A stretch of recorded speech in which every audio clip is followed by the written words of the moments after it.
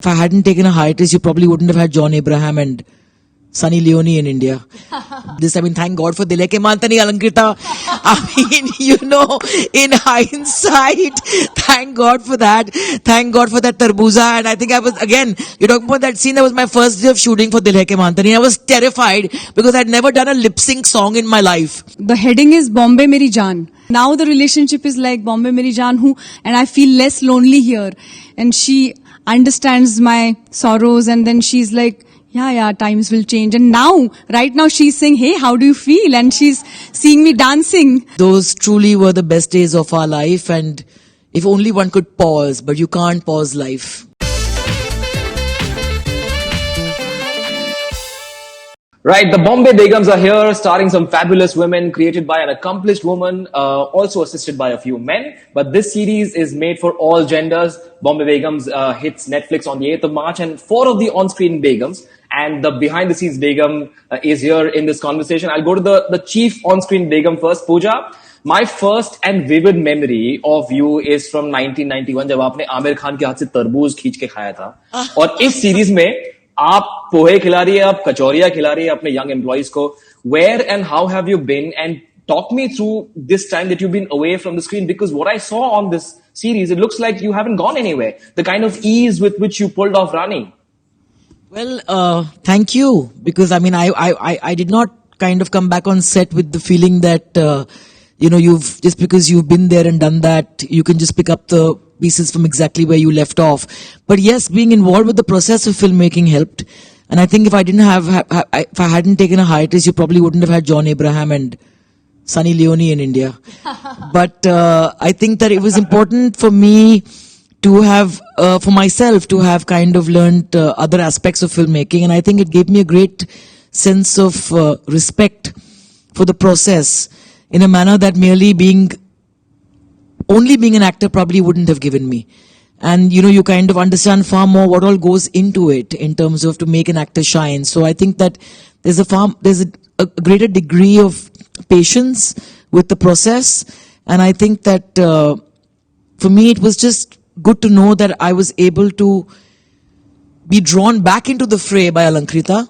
And it was a role that would have been foolish of me to not accept, because I think it was a body of work, a script that was very relevant to the times that we live in. The issues that Rani's character is dealing with are relevant to the times, to any time that a woman is kind of, probably living her life, especially at that age. But I think that subjects that we tend to kind of brush under the carpet and we're uncomfortable discussing we don't even say it loud to ourselves, forget about discuss them openly. So I think I couldn't have asked for a better comeback if it is one. I think people love that term comeback, and they love a comeback in that sense. Like I've said before, but I think that, you have 4 seasons of your life as an entertainer. One is when they say you have potential, then they say you've arrived, then they say you're over, and then they say, you're back. So thank you, Alankrita, for giving me that 4th colorful season of my life, and a privilege to be part of this show, this story, work with these amazing women. And also, I'm glad you said at the beginning that this is a show for all genders, because I think that the men who are not really at the forefront of our marketing campaign are not just, these cookie kind of cutter kind of characters. They're not caricatures, they're real men who display their vulnerabilities as much as we women do, and kind of break a lot of stereotypes in that sense. So all in all, I think that it just happened to me. I can't pretend to know what I've done right to have been able to have received this. Thank God for Dil Hai Ke Mantani Alankrita. In hindsight, thank God for that. Thank God for that tarbuza. And I think you're talking about that scene. That was my first day of shooting for Dil Hai Ke Mantani. I was terrified because I'd never done a lip sync song in my life. There was I, Miss Anglicized, who had done Daddy before that, and there were no playback songs in the film, and then I had to sing in falsetto, like 2 feet away from Amir Khan. Terrifying, to say the least. So I think that when I'm most terrified, I kind of tend to do my best, and I approached Rani, and Bombay Begums with gratitude and with humility. And I promise Alankrita that, you know what, I surrender to you completely.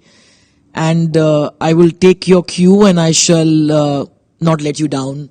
And I think that if there's a kind of response that's being evoked from people who are watching the show, not only for me, but for all of my co-actors and for the writing and for the direction, I think that it's fills you with a great sense of contentment and pride because one has been around the block and back.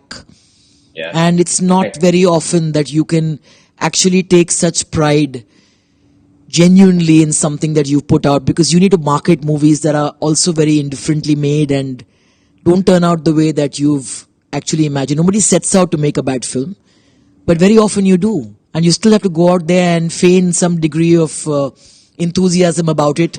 And, you know, people like you have to pretend to be interested in the question that you're asking, I mean, the answers to the question you're asking. But yeah, it's all come together well. And I think that all of us will look back at this phase of our life and say, hey, those truly were the best days of our life. And if only one could pause, but you can't pause life. Like Right. you can't rewind it. So just reveling in the now. Let me move to the woman to your left. Shahana, there is this really beautiful, powerful, poignant line in the film where your character says, Mummy shouldn't be greedy, no? Can't have them both. What would you say to the young women who are always at that crossroad? There's that dilemma between a big career move and things that make them happy in their personal life. Describe for all of us the essence and the power of that one line, can't have them both. I think the voice, like as you were asking the question, I was asking myself, what would it be? And I think the voice that I heard was, but what is it that Mummy wants? You know, I think that that's the thing that, for me, what's amazing about Fatima, of course you can have what you want, but do you know what you want? And it's okay not to know what you want. It's okay to go through a gamut of ideas of what you want, or being confused about what you want, being told about what you should want or what you shouldn't want. But eventually one has to arrive at trying to find what you truly want, which comes from within you, which comes from taking away all the conditioning, taking away all the prejudice, taking away all the pressure and responsibility we put on ourselves.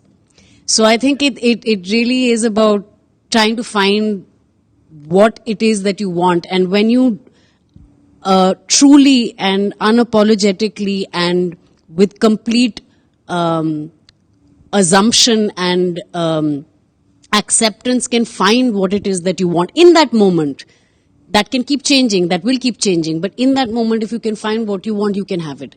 Because the universe works in funny ways. Alankrita keeps talking about this thing about how she just knew that Pooja was going to do it. Well, she manifested it then. If you know it's something, if you want something that purely, that deeply, then it manifests. As a kid, you have, play acted being part of cinema and getting awards and talking to people like they're my best friends and all. And, I've worked with them. It's all happened. And it's the purity with which the intent, your manifestation, your desire, your want, because desire is the drive for life. It's more about keeping it at a level of a pure desire and not being perhaps attached to the fulfillment of it.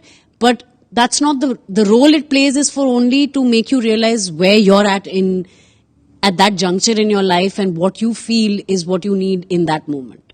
So, Right. That's kind of that's my cue. So be careful what you wish for, because it may just come true. Acha socho acha hoga, as they say. Alankrita, that's my cue for the next question. I've always been intrigued about casting for a film or for a show. कई बार सोचता हूँ कि यार कैसे सोचा होगा director ने. Tell me about the process of casting for this series with Shruti Mahajan, who is the casting director. I think it was a very fun and interesting process, and I think we really did want a diverse set of women as the 5 Begums, and I think for Shai's part, we really had to do lots and lots and lots of auditions to zero in on Adhya, and I think we jammed a lot, Shruti and I, and I think that idea of Pooja was like really fab. That when we thought that we should sort of just think about her, and I think with Shahana, like I had worked with her, I had never worked with her, though I knew her and we had hung out and all of that. I had met her a couple of years I think we had spent some like proper time together at some film festival in Europe. And I remember being really struck by, she was so full of life and so fresh. And I was like, and I remember thinking that time that I really want to work with her. And then when this came up and then we started thinking of ideas for Fatima, then, and Shahana's name came up, I was quite excited. And when I saw her audition, I was like, we have to cast her. And I think, with Amrita, I had never thought of Amrita as Lily. It was Shruti's idea. And when she sent me Amrita's test, initially when she told me she wants to test Amrita, I said, it's a great idea, but I don't know how it'd be. Let's see the test and, we'll know whether we've got something. And I saw her test and it was literally immediate. So I think the interesting thing about all 5 of them was that the moment that idea came that there was no confusion actually in the casting of the 5 of them, because the moment I met Pooja, I just knew that I wanted her to do it. The moment I saw Amrita's test, I was like, she's Lily. The moment I saw Shahana's test, I was like, she's Fatima. The moment I saw Plabita's test, I was like, she's Aisha. Even though, and I had worked with Plabita before and all of that, but I think the testing process really helped me. Like the moment I would see the test, I just felt that they ate. And I was also very supported in all my casting decisions by my producer. So that was really helpful. Like I didn't have to go through like, oh no, I really want this person, but that someone else is saying. I think Netflix and Churnin and everyone was really, really supportive. So that was great. And and Shruti and I have been working together for a long time. And I think we really have like this, she knows what I want. And I think we have a really good working equation, which is why I think we keep cracking it with casting. So yeah, I'm really happy that we got this cast. I don't think now when I think back, I don't think any of these parts could have been played by anyone else apart from the 5 of them. So I'm very, very grateful. And I think that it's just worked out well. Amrita, सबसे पहले ये बताइए lily का surname कैसे pronounce करते हैं और क्या ये आपके लाइफ का सबसे बिंदास कैरेक्टर है? मतलब कैसे स्विच ऑन करते हो? ये इतने आसान रोल ना तो नहीं लगा मुझे. जी, गोंधड़ी. गोंधड़ी. दिखा, बोल के दिखा. गोंधड़ी. गोंधड़ी. गुड. तो ये सबसे एक्साइटिंग कैरेक्टर जरूर था, because of course, as I was saying, to start with, for me personally, to dance, because I love dancing, and it felt powerful to be offered a role at my age where I could dance happily, and dance is her passion, and that was the best thing for me to portray. And yes, as Shahana was saying, I just realized that her character is trying to find out what she wants. Somewhere I thought that Lily pehle se bol rahi hai, I want a better life, and she wants that factory. But abhi I was surprised to see the situation she is in. From that situation, just to want that is so big, it took me some time. I'm like, how could she dream like that in the situation she is in? So that really surprised me right now while I was just thinking about when you were saying that, it's important to know what you want. So that was really exciting for me, to portray Lily, who is in such a difficult situations, and she's a bar dancer. She has to do prostitution, but to start with, she's a mother, and she herself says, "Motherhood is my dharma." So that gave her so many shades, and it was so exciting to portray that. That was exciting. Yeah. Wow, let me go to the youngest queen of this cast. Adya, who plays Shai. Is there already a barrage of Facebook friend requests after the trailer dropped? How are people around, family, friends, teachers, neighbors reacting? Insta. So, I mean, all my friends were really excited to see the trailer, and I had a bunch of relatives calling me up and saying, "You looked so young in the trailer," and You're 12. When we shot, what do they expect you to look like? Yeah, so that's what all happened, and I was really happy to play this character. Thanks to Alankrita ma'am, who saw Shy in me, and yeah, it's been a great journey from then. You know, Pooja, you worked with Kunal Khemo in Zakham, who was Master Kunal Khemo then, and now you have Adya alongside. Tell me about that dynamic of working with actors who are so young. Is it easier, tougher? Well, in Hollywood, it was always said that never share the screen with a child or an animal. Because they'll just take the ball away from you and it's a goal before you even know it. But I think they were both very different films, and I think that I'm proud that Adya is actually my first daughter, albeit my stepdaughter in that sense. But Kunal, I must say, was a very special kid. And I think that he set the foundation for Ajay Devgan's performance in Zakham. And I'm not sure that Ajay would have won the national award if it wasn't Kunal Khemo playing him as a child, because he really set the tone and he set the foundation. Yeah. And I think that it's like in Mother India, the child who plays, especially Sunil Dutt's character, I mean, he really sets the tone in that sense. But Kunal was given the feeling by my father that, you know what, everybody's secondary. You are the hero of this film. And my father never spoke to him like people would normally talk to a child. There was no baby talk. He spoke to him as an adult who understood, who felt, and who could process. And that confidence was communicated. So he would walk onto the set like as if, come on, all of you are all secondary. And I was on my toes constantly because I'm like, this one's just going to take it away from me. But I think even though he was so young, he had so much of emotional reserve. And he kind of was such a giving actor instinctively. So, I mean, it was just a joy. I think he's one of my favorite co-stars ever in that sense. And Shai's role was very different from that. I mean, I think that Kunal's character was wiser than his years in very different ways. And she's also somebody who's kind of expressing less. She feels more, which is why that book and the art becomes her outlet.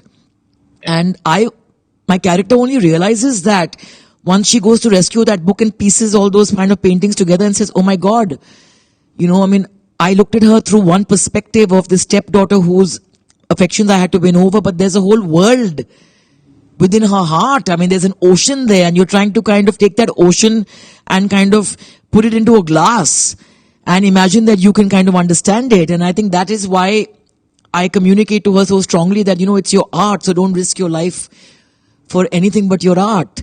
So I think it was very different, but strangely, I think that with both of them, somehow speaking to them in hindsight became speaking to myself in many ways.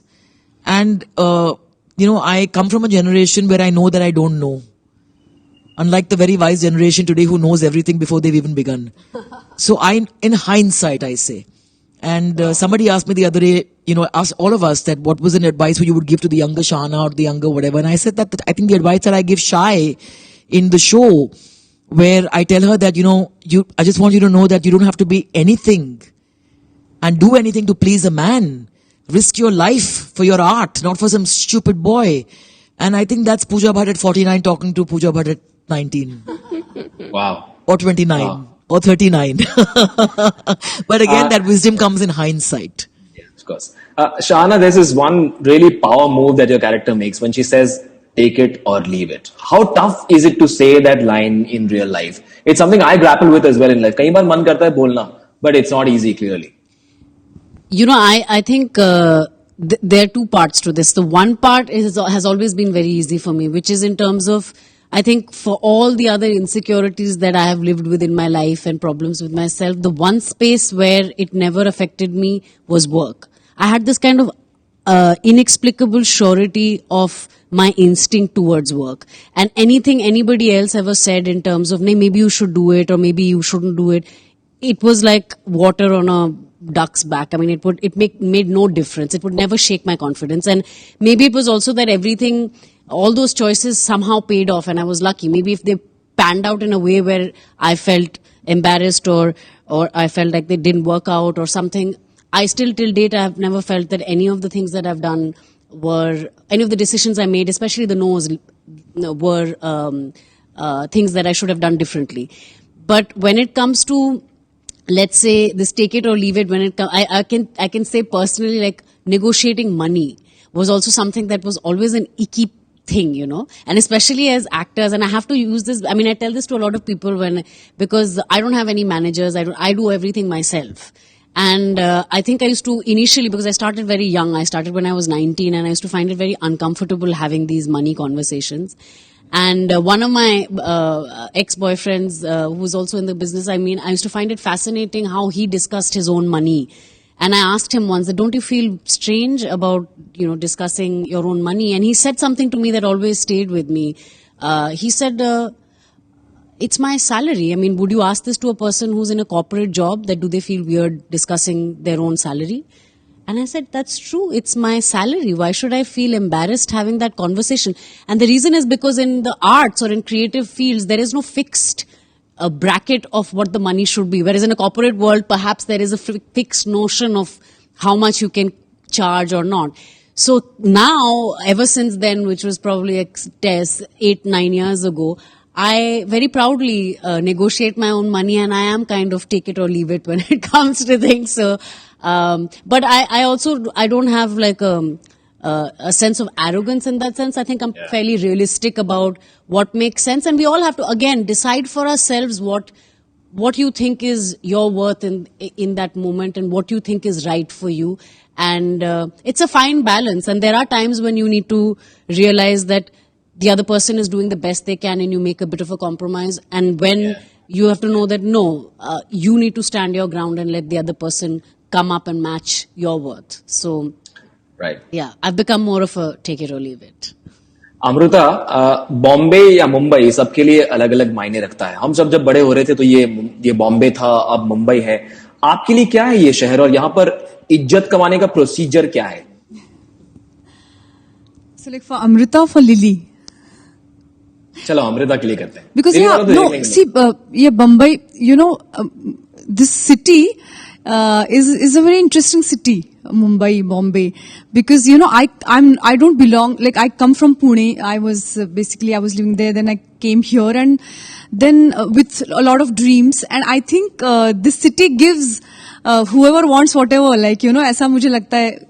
And sometimes first I was feeling I had this distant feeling about this city when I came from there, and I was like, I'm from Pune and this is Bombay, but then now, dhire, my relationship with the city has changed. And interestingly, I have done another film called Island City, jisme bhi it's about stories in Bombay. So like, there's this interesting relationship. So likewise, all these characters, like Alankrita was also saying that this Plabita ka jo, matlab Ayesha, she's changing her houses. That happens so much in Bombay, in Mumbai. Or, I when I was preparing for Lily, I met Reshma Appa, who herself is a bar dancer. So I went to Kamathipura in Mumbai. So Mumbai is full of so many worlds inside her, So that it's a very interesting city for Amrita, and there are many interesting worlds which we see in series also. So I had written a write up in my book, which is the heading is Bombay Meri Jaan. So now the relationship is like Bombay Meri Jaan, who I almost think that this city has like a human being, and then she has a character, and then now I think she's understanding where I'm coming from, and I feel less lonely here, and she understands my sorrows, and then she's like, yeah, times will change. And right now she's saying, hey, how do you feel? And she's seeing me dancing, like Lily's dancing, and like Lily has her dream accomplished, like finally she has her factory. So I think that's very interesting. This city has seen sometimes sorrows, but sometimes dreams coming true. And that's interesting about Bombay. Yes. It's a crazy mixed bag. I've always believed that every woman is a boss in some capacity or the other, whether it's at home or in the corporate world. In my own life, my mother is the key pillar of my family and the way things work. What kind of a boss are you, Alankrita? And we'll get the actors to weigh in on that very quickly. Relentless. Very quietly That's relentless. That's a very tough question. I don't think of myself as a boss, I must say. I think, I really don't think, I've never thought of myself as a boss. I think I'm just, I just try to like get everything together and get everything done. But I do feel that I have a very clear idea of what I want. So I'm very open about listening to what everyone is saying and all of that.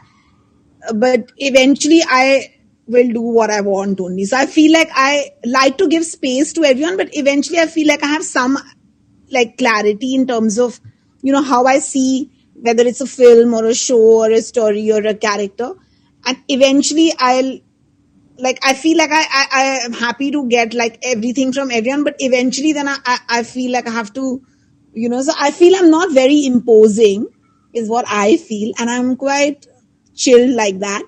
But I think from inside, I know what I want and I kind of make sure I have what I need, which is why for me, the most critical thing about anything is the edit, because I feel whatever I make actually gets made in the edit for me. Like I'm collecting raw material, but then eventually I feel like, so that's what I feel. I'm quite relaxed and I'm very kind and warm. Manish, I would like to add to this that, what is being a boss? There are different ideas of being a boss. Yeah. For me, yes, Alankrita is a boss lady in what sense that, an actor is vulnerable, every actor for that matter, and a director, the actor having this feeling that she's with me, I'm not alone here, she's with me, and that director, the way she stands by you is making you feel, safe, and that's very important for you to perform.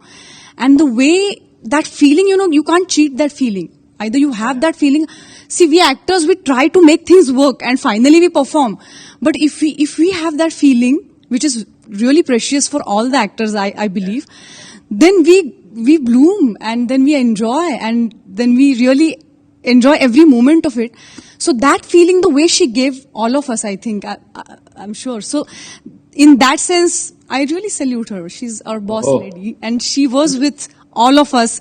She never let us, any of us feel lonely in that sense, I mean, I think I'll just say at a personal level, for me, what I appreciate hugely is that to be able to trust that a director is not going to say, okay, moving on, unless they've got what they want. And she's very clear about what she wants, as she said, and getting it.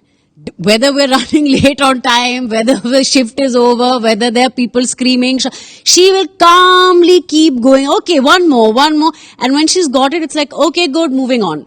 There is no, there's no fuss around it. Got that, moving on. Exactly. And I love that because it just keeps things, for me, I always tell people that, it's a process. We're in the process of creating something. We're not performing. So, I don't need you to tiptoe around me, and neither do I want to be second guessing whether you've got what you wanted. Should I have done something else? Should I have not? Let's have clear communication. So for me, this is a delight when somebody I can trust blindly that they will never say, okay, that was great. Okay, let's move on because there is a time constraint or because they think like, okay, maybe this person can't do any better today or that is never the case, and even in moments that are tough, I want, whether it is a scene which is where I'm crying or whatever, if she has not got what she wants, I want her to keep asking for it. And that she does. And that's something that I personally really appreciated because you want your best work to come out, and for that you need to know that the director their vision is being fulfilled by you. And she has that frankness and honesty with this, like we were talking about, with this kind of calm. I mean, there is no aggression in her in that way. So she's very chilled, and even when things go wrong or whatever, she's like, okay, we'll figure it out. I mean, I don't think I saw her screaming ever on set. So, yeah. Right. Plabita's character in one of the scenes says, "Main ek din CEO banungi." I want to know about your dreams. Let's start with the youngest actor on set. So I've always had this one dream since I was 7, to be an actor. That's it. And make it and try my best and do my best and reach a level where I feel good about myself. Okay, Amrita? I want to know who I am and what I want. That's my dream. Excellent. Wow. Shahana? Yeah, that was kind of my We can share our dreams. yeah, we can share our dreams. I think right now my dreams are rather esoteric. I think my dream is just to be able to be one in love with everyone. I think I just want love to be the driving force for myself, for everybody else, and just to be able to raise the vibration so that we can get on with better things and not be stuck in just fighting each other constantly. Pooja? Well, my dream was never to be an actor, actually. It was to be an astronaut and to be an architect and to kind of do a lot of things, not because I looked down upon acting. It's because I grew up around some fascinating people, whether it was Shabana Azmi and Smita Patil, and, you know, I saw the truths and travails of fame up close, and I realized that show business is not a business for sissies. You need to have a different kind of grit, because the good times will be there, but the bad times are insured. And to be able to hold on to your core, especially when the chips are down, is not something that everyone can deal with. Because there have been many greats before us, and they are distant memories today, because your audience keeps changing. I mean, there are a lot of people who are probably Adya's age who are not familiar with Dilip Kumar's work. You know, so memory is something that cannot be guaranteed. But I think that once I did become an actor, and then there were the usual aspirations and the dreams of, you know, where you tick certain boxes. I've had the privilege of most of them coming true. And now if there's a dream, it's to kind of live out of a suitcase and have a passport that's kind of got visas stamped in it at all points, and to be able to navigate a world with very few borders, to be able to kind of go out there and be there for the people in my life who've been there for me when the world did not really think that I was that fascinating in that sense, you know. And just to travel, to meet people, to eat new food, to smell new smells, to see new sights. Because as Floyd says, I mean, all you touch and all you see is all your life will ever be. So, and then hope that 21 years later, Alankrita writes another part for me, or there'll be a Bombay Begum season 2, and then that's it. Yeah. So that's it. Simple dreams. Yeah. Maybe there will be a season 2. Netflix के दरबार में Bombay Begums आ रही है भाई 8 मार्च को. देख लो, it looks quite colorful, it looks powerful, and it has 5 women, different But then- generations. Sorry, but I would like to know about Alankrita's dream as well. Oh, sure, of course. I was hoping that Yeah, I would ask, but I don't know really what my dream is. I think I want to just keep telling the stories that I want to tell. I think I just want to be able to do that till I die. I think for me that's the most important thing to me, and I just want to be able to just, I think if I can just do that, I'll be happy. So, So you're living the dream. Right now, you're actually living the dream. You're sitting here talking about Bombay Begum that you've lived with so long, shooting for Made in Heaven at the same time, and already kind of dreaming up the one after. I'm going to CC a copy of this interview to Monica and Srishti at Netflix, so maybe they will try and help enable some of your dreams as well. So thank you so much. No, just praise it shamelessly and unabashedly, and ensure that a lot more people watch it. I mean, you know, when you're proud of something, you have no hesitation in asking for unabashed praise. Yeah. Bilkul. Bindas Bombay Begums arrives on Netflix on the 8th of March. Catch it. It looks interesting. Thank you so much. Thank you so much. Thank you, Manish, for keeping it entertaining at the end, the fag end of the day. Thank you. Good luck. Cheers. bye. Bye-bye. Bye.